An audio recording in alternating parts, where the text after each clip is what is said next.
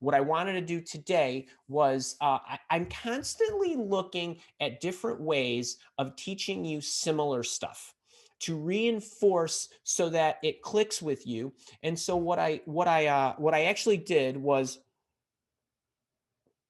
I thought about, how do I go about surfacing job candidates as a recruiter? So, like, how do I use the tools like Google and LinkedIn and those kind of things? And then could I flip all that and go the other way and make a list for my boot campers of what they should do, which is the mirror of what I as a recruiter would do? And so I came up with this list of, like, well, it's really like 10 things, but there's a couple others, but it's a dozen things that I want to draw your attention to. Now, if I'm talking about something and you're not quite clear what I mean, take some comfort in knowing that as you go through the bootcamp program, if you are new, I've likely covered this somewhere. I tried to pull it forward, give it to you in a different manner so that it registers a little differently, or maybe unlocks a little extra effort activity that you could do that might be the trick that does it for you. Okay, so you'll have this as a replay.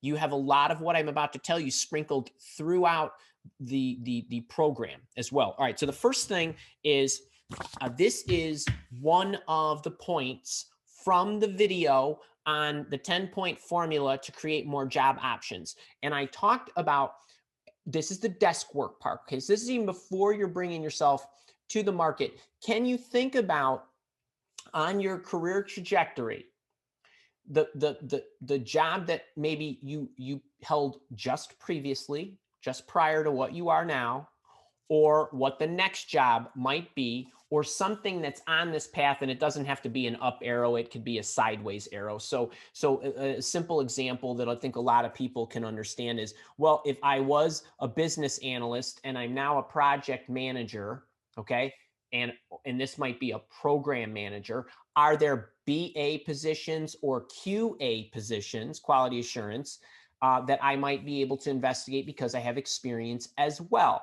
This here, again, just an extra step to think about possible positions that you might be able to hold. That's the first one. I talked at length about this in that 10-point formula. It was step number 8 in that video. So that's in module 1, and the video is a cutout, and you can get a lot more about this there. But that would be one of the first things that I want to draw your attention to.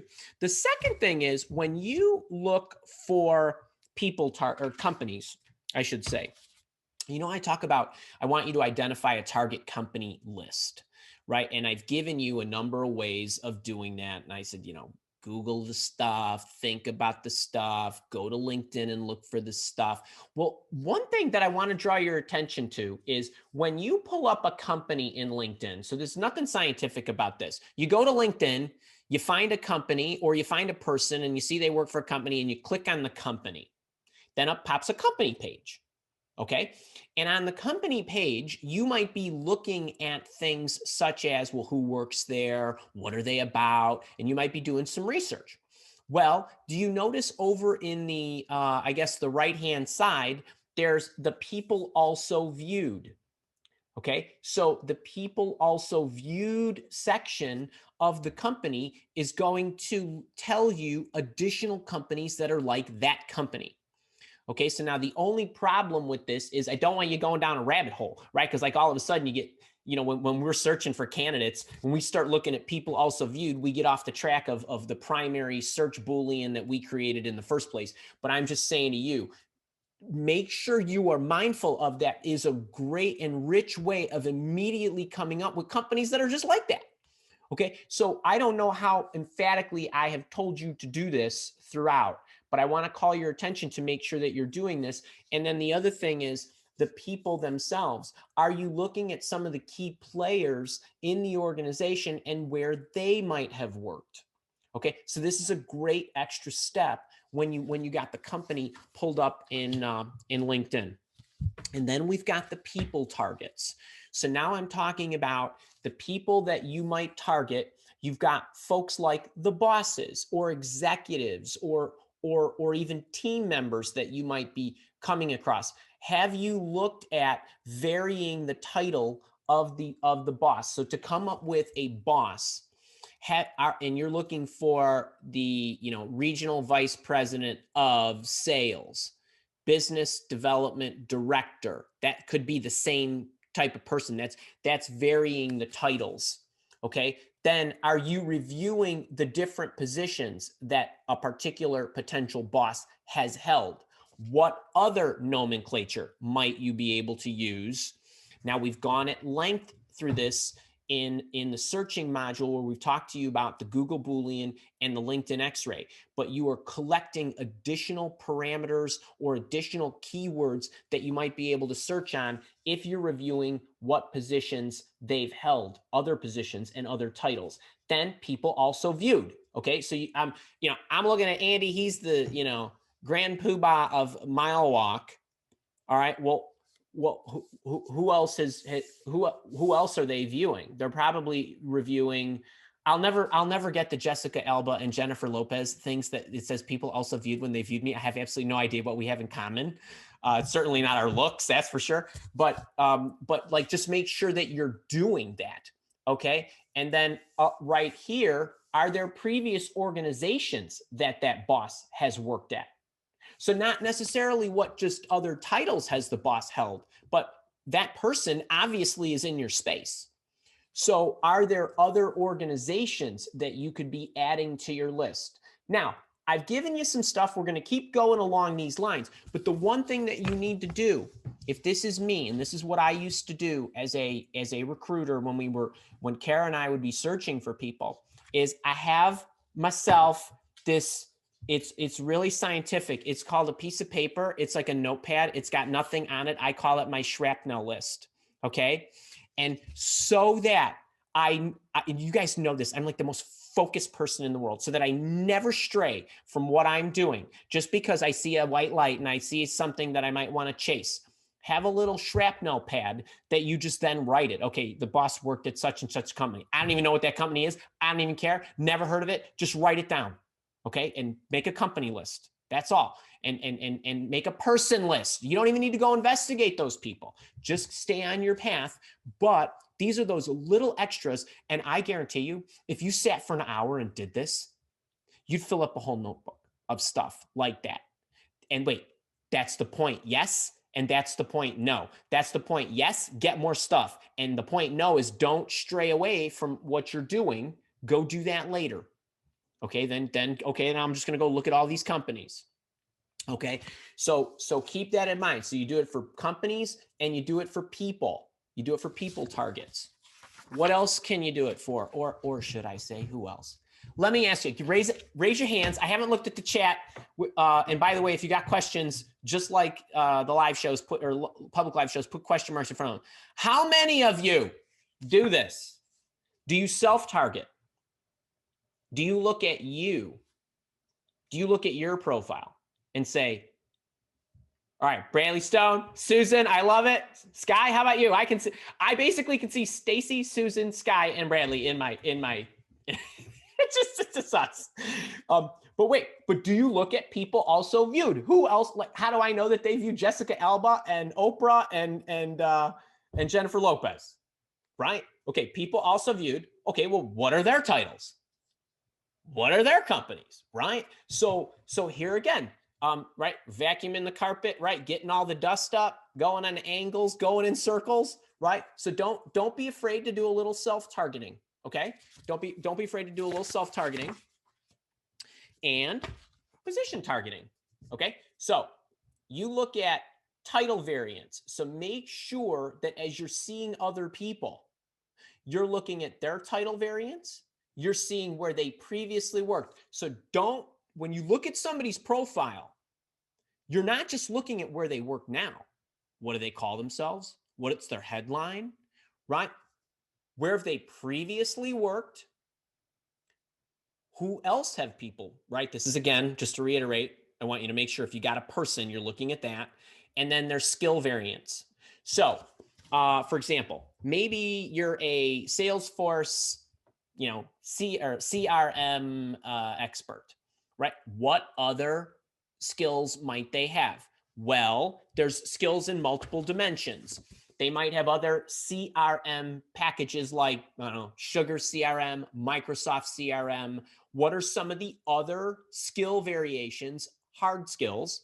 And then what are some of the other capabilities and softer skills or foundational skills that they have that they're touting? Float down, look at their skills section, look at their skills throughout the body of their LinkedIn profile. Okay. Now, I want to pause here because we're through 5 of these. Now, the point to all of this is not to exhaust you, like, oh my God, Andy, this is so much stuff.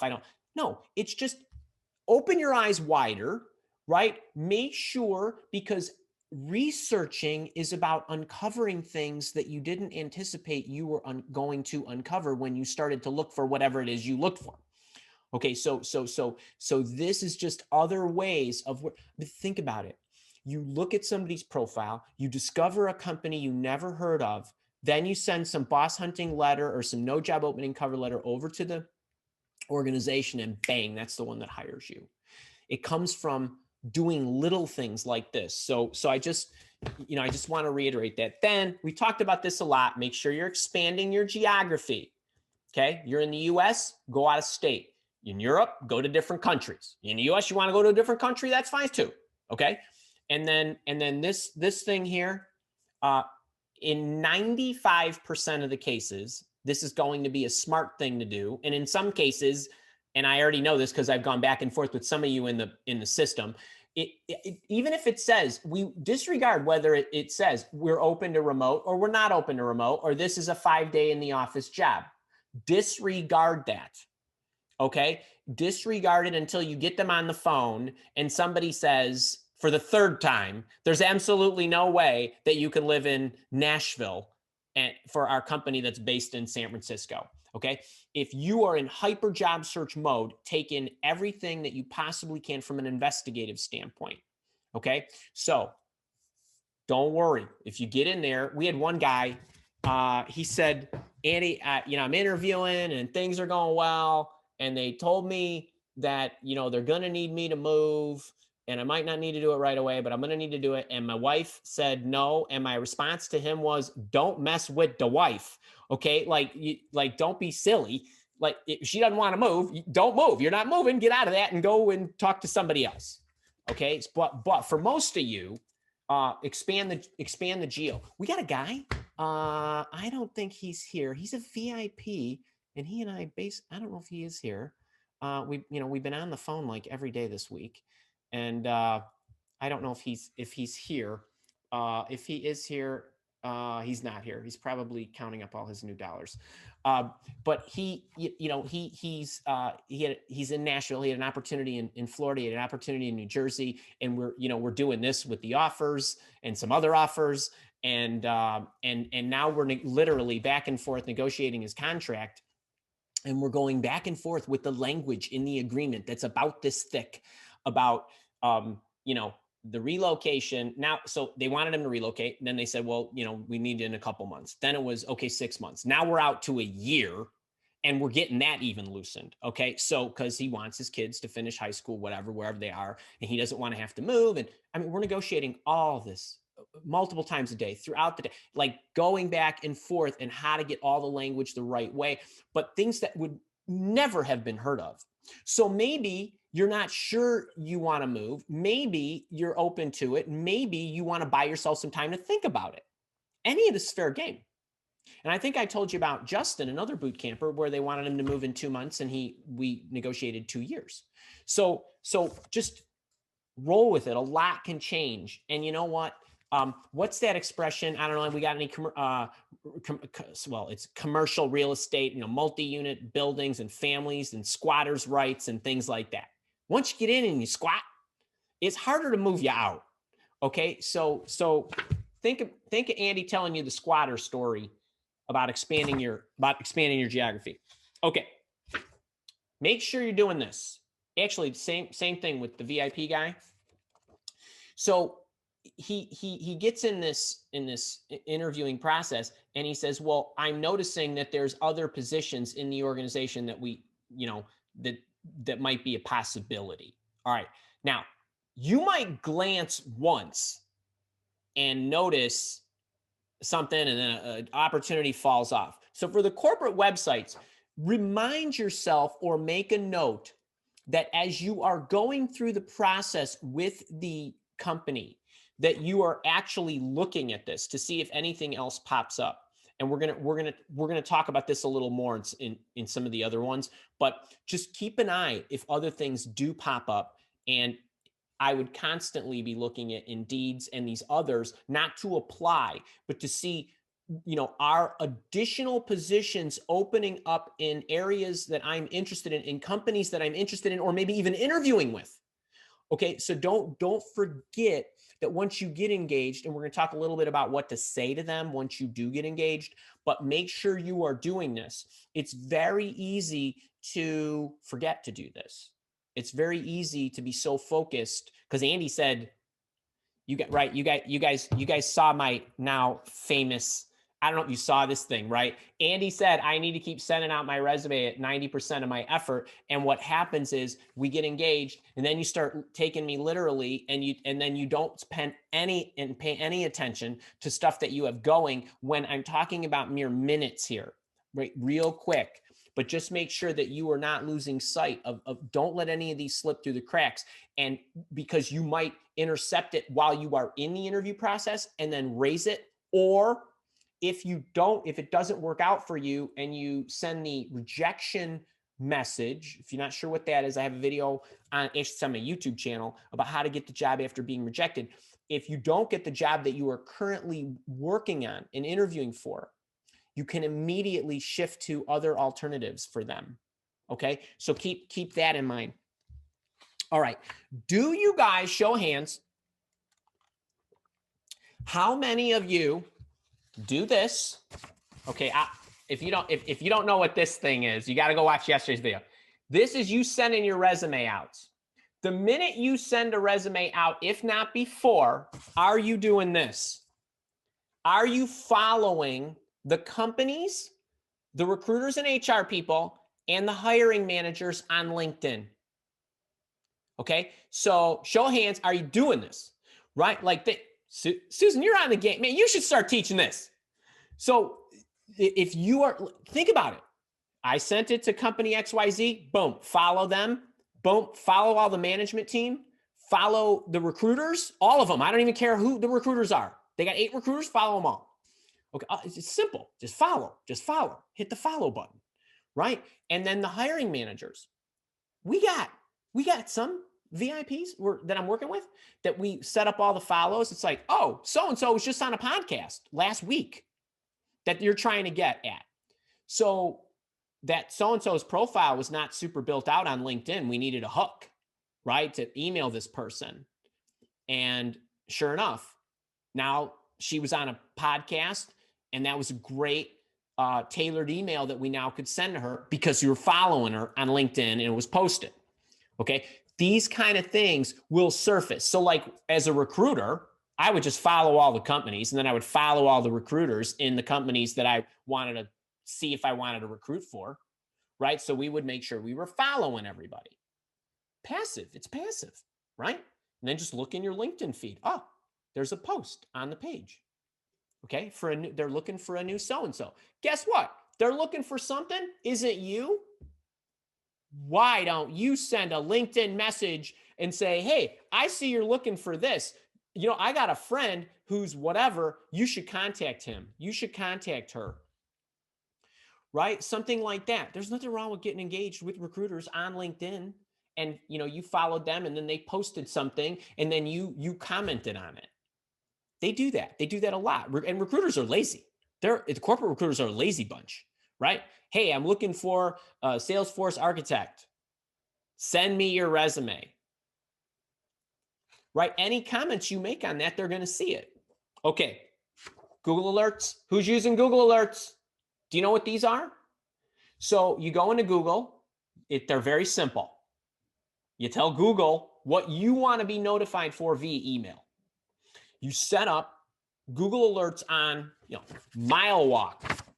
When mile walk, well, now if you actually do mile walk is in the news, you're going to get the 5K mile walk for the, Leukemia and Lymphoma Society. Like, you're going to get some of that, so you need to be really careful. You might want to say mile walk and Andrew LaCivita. or whatever. So set up Google alerts. All right, this is really good.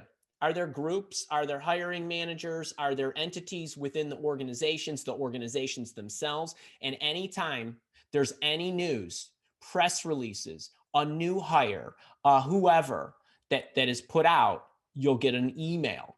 There's also, I know, and please don't ask me the specific sites, but Webpage changes.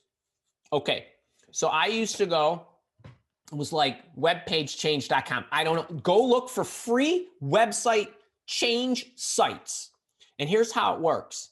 You go to the site, you say, company XYZ /careers/ something, whatever the page is, the URL. You say, email me whenever that web page changes. Okay, whenever the web page changes, and then they'd send you an email. It says they added the solution architect for blah, blah, blah. Okay, and so now you know. Now, some of these are going to be a pain in the butt, right? You're going to see it and you'll be like, okay, I don't need that. Click. But, right, so what we would do is any of the companies that we would be recruiting for, any of the companies that we wanted to recruit for, we would go to their career sites and I would use the URL. It was like freewebpagechange.com or something. It was like, there's probably a bunch of them out there. And then they just send you alerts. So anytime that web page gets refreshed, off you'd go and you'd get an alert. Bang. Okay. Simple. All right. Now, when these are, okay, so those are all, the thinking part, the desk work, the blueprinting, the sending, right? Setting up your environment so that you're getting stuff passively to you and you're paying attention. Now let's get into the cover letters. This is in your cover letters already, but I just want to make sure that you're calling it out. Make sure you're using the this or any other language. If you're not sure what I'm talking about, I always like to include in a cover letter when you are sending it, especially like a 4-sentence or a boss hunt or whatever, is if you are targeting a position, you don't want them to limit their thinking of you to that position. So you want to say, this or any other position where you think I can add the most value for your company or something like that. Now, in your cover letters, if you're targeting somebody, you might also want to say, how I have you draw out your accomplishment or an accomplishment or major accomplishments when you're targeting a boss or people like that. If it's appropriate, you don't always have to do this, where you've held other positions that would be of interest to them. So another neat little tactic is not just, well, I sold all this stuff, I built this unit, but it's like, but I've also held titles such as, I'm a salesperson, but I've also held titles such as marketing director and product management, blah, blah, or whatever. Like now what you're doing is you're showing your diversity in the roles that you've played. So it could be, so now I'm thinking, oh, maybe there's other roles I need help with, or I want to hire the most versatile person. So you might want to use that. And then to round it out, and I alluded to this one before, when you go into a screen in an interview, okay, you need to say to the person that you are talking to before you get off the phone, this was great. I really look forward to pursuing this, and I want you to know I'm enthused and all that other flowery stuff I tell you to say. But say, just out of curiosity, are there any other positions you're recruiting for that either A, you think I would be suitable for, that you might want to speak to me about or wonder if I'm interested in, or I'm happy to network with you. And if they're not, then I'm happy to give you any names that I can of people that I know. And it's your way of kind of slipping in the opener of, is there anything else? Now, this is a little different than, hey, I noticed you had 3 other positions on your site that I could fulfill. Now, you could say, hey, before we get off the phone, this is great. I want to help you in whatever capacity that you need the most. And my skills, as you can tell, are wide ranging. I also noticed you had opportunities on your website related to this, that, and the other thing. Of those 3 positions, which one do you think I'm most suited for? And I ask you that because I want to help you. I want to join your organization in the capacity that's most important to you. But I know people for these other things that I could tell you about that too. You know, however you want to get that dialogue going. And then same kind of thing as you go through the interviewing process. Just, it's okay to ask. Like, even if you don't notice that another opportunity comes up on their site, when you get to the hiring official, maybe the hiring official's not first, right? You got a screener, an HR person, or a recruiter. That's common, right? So you get to the hiring official, say, hey, I mean, we're interviewing for this, but just curious, is there any other capacities you think I could join your organization? Because I want to join wherever you need it the most. So I want you to know I'm open to that. So all of these things are aimed at giving you a little extra, okay? So I don't want you to obsess over, oh my God, Andy just gave me another 12-part checklist. That's not the point. Because what'll happen is once you look at the thing and you use it as a checklist for like 2 days, it's gonna be second nature to you. Just make sure you have the most important tool, which is the blank piece of paper that you used to write all stuff down on. Okay. So I hope you enjoyed that.